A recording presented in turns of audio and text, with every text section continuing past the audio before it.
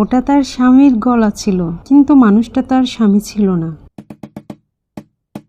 কে? আমি, দরজা খুলো। কণ্ঠটা তার স্বামীর মতো, কিন্তু কিছু একটা ঠিক লাগছে না। তুমি এখন এলে যে? খুলে দাও। কণ্ঠটা ঠান্ডা উদ্ভুত। হঠাৎ মহিলার মনে পড়ল, গ্রামে একটা কথা ছড়াচ্ছে আজকাল, ডাইনি নাকি মানুষের কণ্ঠ নকল করছে। তার শরীর কেঁপে উঠল। হঠাৎ মহিলার মনে পড়ল, মহিলা জানতেন অশরীরী কিছু স্রষ্টার নাম কখনোই নিবে না। দরজা খুলে দাও। তুমি যদি সত্যি হও আমার নাম বলো এবং রাম রাম রাম বলো। ডাইনি তখন চুপ করে রইল। মহিলা আর দরজা খুললেন না।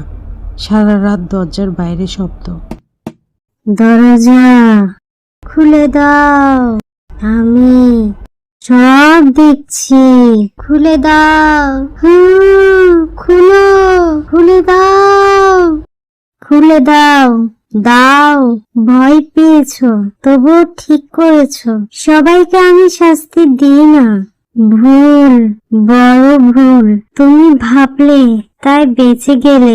সবাই এত বুদ্ধিমান হয় না। তুমি বেঁচে গেছো।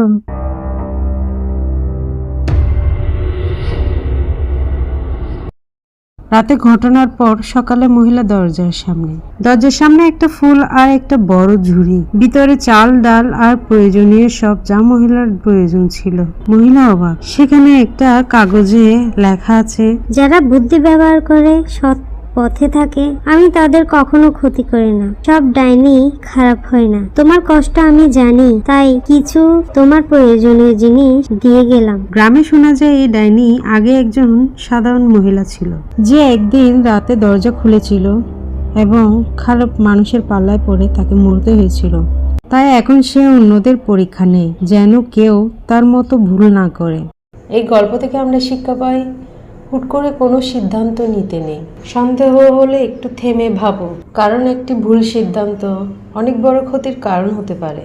আর এরকম মজার স্টোরি পেতে তাড়াতাড়ি চ্যানেলকে সাবস্ক্রাইব করে রাখো।